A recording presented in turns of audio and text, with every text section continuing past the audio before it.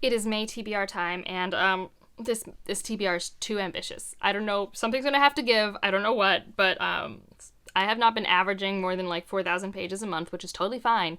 But I have planned almost 5,000 pages for this month, and I don't know what to do about it. So we'll see what happens. We'll see. Too many obligations, too many things I want to read. Some of the best problems to be having. So obligatory. This is too ambitious thumbnail. Let's go. So, starting with obligation reads. I have quite a few of those, I believe. I have 6. Oh, maybe 7. Yeah, it's 7, I think. Yeah, it's just too many. That's too many. That's like almost the majority of my reading month. I need to be better at saying no or planning my life. Anyways, local book club, Sea of Tranquility. I got them to vote for it so I could finally read this book and see if it's worth the hype for me as a sci-fi reader. I don't know a lot about it. Time travel adjacent literary sci-fi. The third in her kind of pseudo-trilogy. She wrote Station 11. That's all I know. It's short. It's at least short. I truly just want to see, because so many people that have similar taste to me have loved it, but I've also just felt like this wouldn't be a sci-fi that works for me, and I think that's the thing is, except for Martinez, who I think really liked this, the other people don't always have the same sci-fi taste as me, like we'll have similar fantasy taste. So we'll see. This will be my first work by this author. And if it works, I'll go back and I'll read Station 11. It'll be a great time. Next up is our patron buddy read for the month. This is The Adventures of Amina El Sarafi. And this is big, but not super big. I think it's only 500-ish pages. And I'm hoping I like it. I'm also hoping I get access to the audiobook if it doesn't work well for me, because I think questy adventure fantasy works better for my ears than it does my eyes. We'll see. We'll see how it goes. I'm actually intrigued that it's in first person, and I'm also intrigued that it has found family dynamics on the ship, so hopefully those things work. And I also learned recently that there's a cat that's bad at being a cat, which is one of my favorite tropes. Well, just cats in general, but also a cat being bad at being a cat, like, that's funny.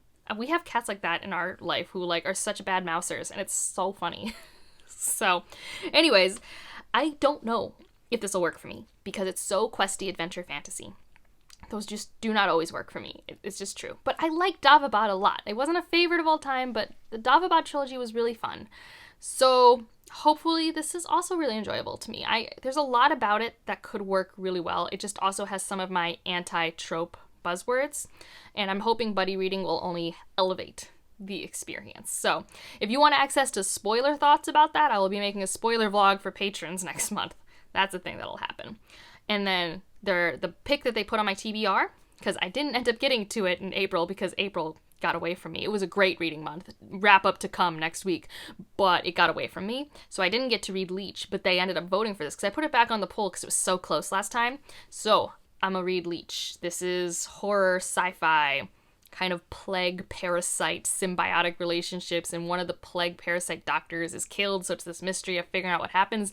But I'm mainly interested in it because it sounds so freaking weird. Like, it seems like a weird time, and I'm usually down for that. So here's Leech.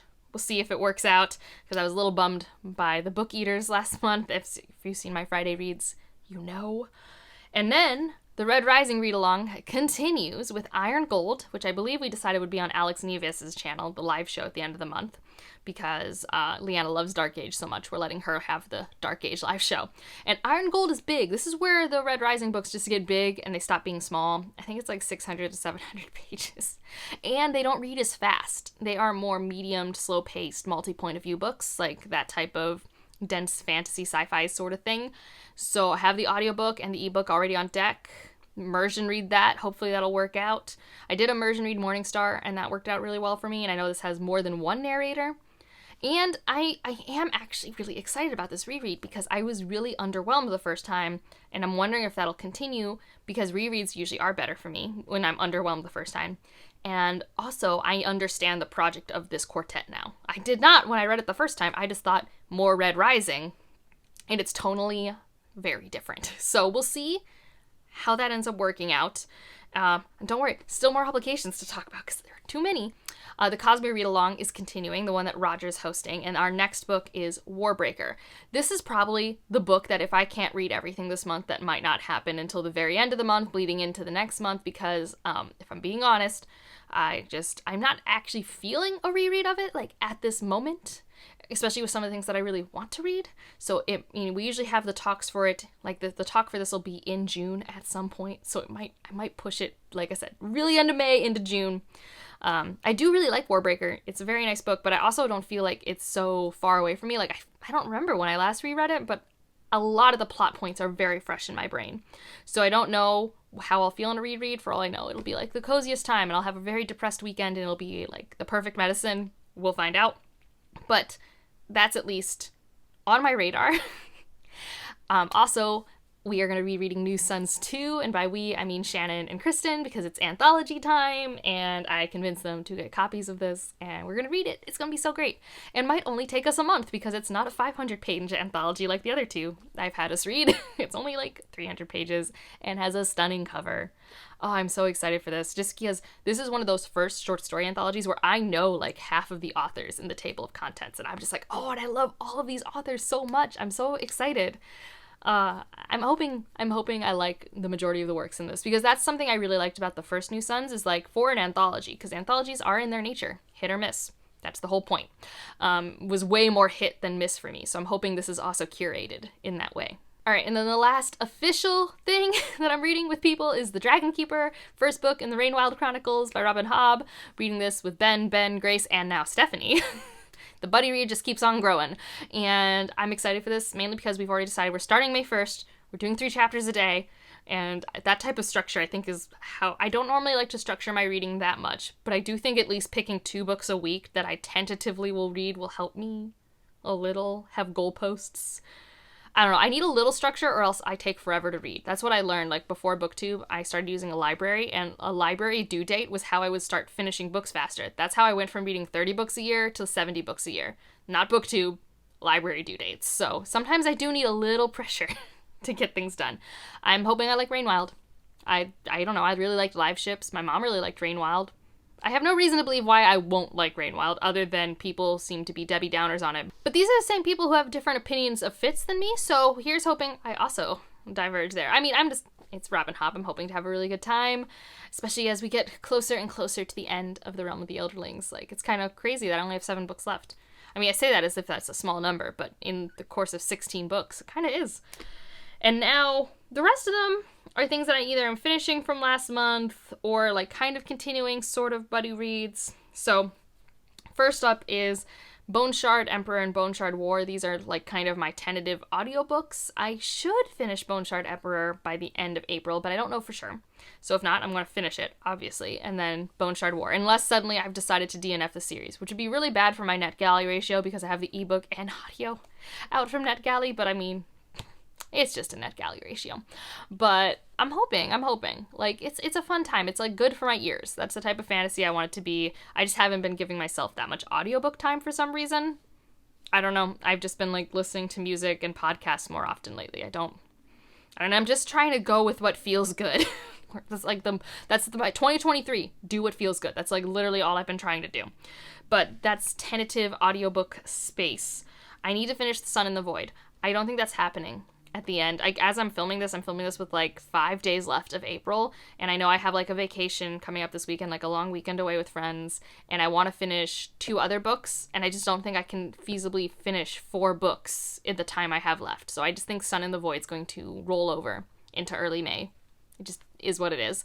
And I don't want to like ruin my reading experiences of it or other books by having it have this like weird ambiguous deadline of you must finish it for the April wrap-up, which is not true.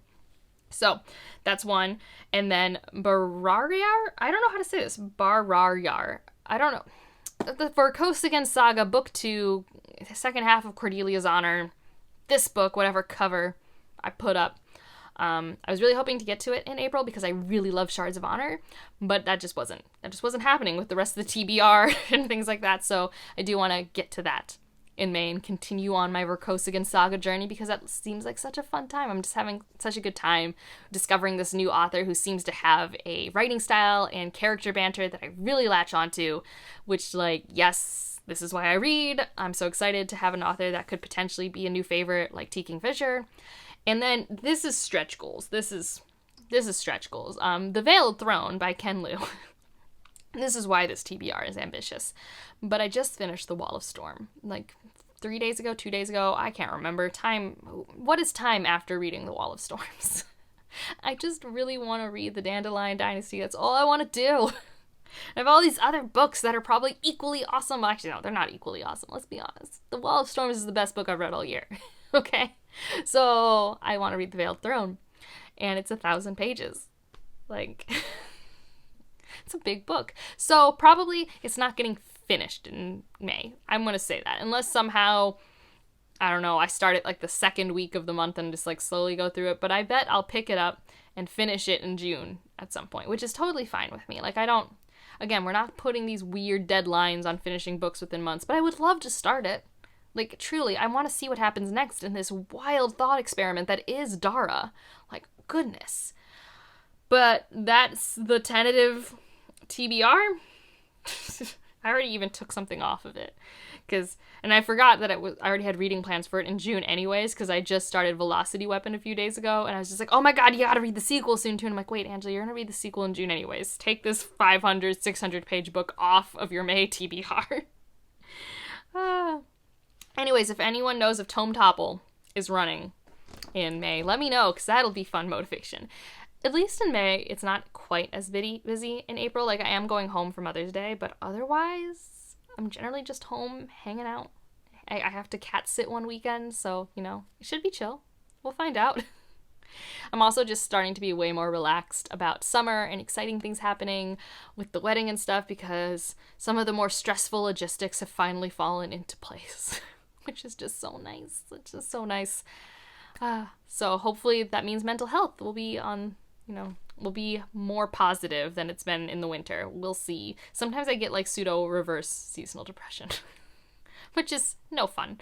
But I'm gonna hope for the best. I am really loving what I'm reading. I'm really excited for most of these. Like, I don't know if that's come across, but I really am. I'm more just overwhelmed that I don't have the time to read all of these, because I'm still gonna be watching Smallville. I still want to play The Witcher. Like, there's still other things I want to do in my free time, but I want to read all of these things. I need more time. I just need more time. Anyways, that's a ramble. If you just want to leave an emoji, leave something sea related, because we got the Sea of Tranquility and Amina. So waves, boats, anchors, whatever suits your fancy there. And otherwise, like if you liked it, subscribe if you want to, and I'll see you in the next one. Bye.